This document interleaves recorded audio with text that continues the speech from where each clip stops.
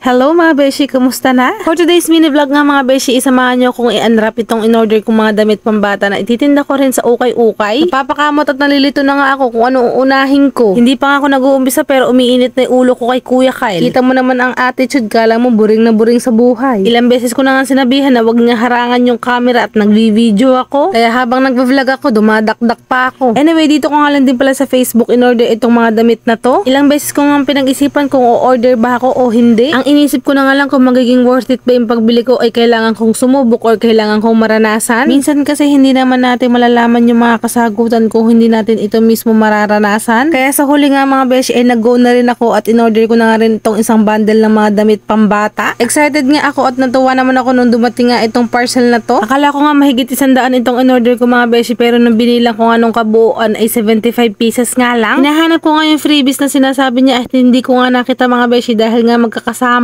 Hindi ko nga sure kung nabudol ba ako ng seller o hindi lang kami nagkaintindihan. Isa sa mga nabigay nga sa akin ay may butas nga or may kailangan tahiin. At merong 2 piraso nga mga beshi na ginawa ko nalang basahan kasi hindi na nga pwedeng pambenta. Natuwa rin naman ako kahit papaano dahil halos karamihan naman ay magaganda. Tinatanong ko pa nga si Kuya Kyle kung gusto niya yun o gusto niya to. Halos karamihan nga sa kanya ang kasya. Halo-halo naman itong damit mga beshi. Meron niyang pambabae at meron din panlalaki. Itong polo long sleeve nga mga beshi ay kasya nga kay Kuya Kyle at bagay nga sa kanya. Pero parang wala nga sa mudang Kuya Kyle at ayaw nga niyang suotin. Sabi ko nga sa kanya i-try niyang suotin pero ayaw naman niya. Kung kailan nga ang dami niyang damit na nakikita mga beshi abay hindi nag-outfit check. Tignan niyo naman kung ano-anong ginagawa sa harap ng camera. Pagkatapos ko nga ayusin at mag-sorting mga beshi ay nilaban ko na nga. Huling batch na nga itong niluluglugan ko mga beshi at patapos na nga ako. Ito naman baby Kenzo abay nalaglag sa upuan. Nauntulot pa tuloy yung paglalaba ko mga beshi sa halip na patapos na ako. Anyway, nung nakaraang linggo nga mga beshi ay nandito kami kalainang para magtinda nga ng ukay-ukay. At nung mga nakaraang linggo nga din laging pinapacheck up ni Inang ang kanyang mga mata. Naoperahan nga yung mata niya dati dahil nga may katarata siya. At yung isang mata niya nga ay bigla-biglang naduling. Tapos isang araw nagkukwentuhan kami ni Inang. Tinanong ko nga siya kung anong oras na siya nakakatulog sa gabi. Minsan nga daw alas 10, alas 12 na ng gabi siya nakakatulog. Alas 7 or alas 8 mga beshi ay mahihiga na yun. Tapos sabi nga niya gusto nga daw niya magkaroon ng radyo para may napapakinggan daw siya kapag hindi siya makatulog. Kaya ako naman etong si mabait na apo na bagabag sa kanyang kwento. Charot! Tantig nga ang aking puso sa kanya makabagbag damdamin na kwento. Kaya napatingin nga ako agad sa Orange app kung magkano yung ganitong radyong maliit. Mura lang nga mga beshi at maganda na nga ang quality kaya for the go. Hindi naman niya hiniling na bilan ko siya pero ako nga mga beshi ay naawa ako. Well anyway ako nga mga beshi nung dumating nga ay tuwang-tuwa nga ako dahil ang cute-cute. Hindi ko na na-videohan yung reaction niya nung binigay ko sa kanya yan. Anyway kung naka-lipstick nga ako dyan mga beshi ay wag niyo nang pansinin. At wag niyo na rin pansinin yung tiyan ko dyan mga beshi dahil hindi pa rin ako buntis. Mukha pa lang buntis mga beshi baka mamaya sa kakapansin niyo ay magkaroon ng laman. Ay! Hanggang dito na lang nga muna mga beshi. Maraming salamat sa panonood at pag-support. God bless us all. Mwah, mwah.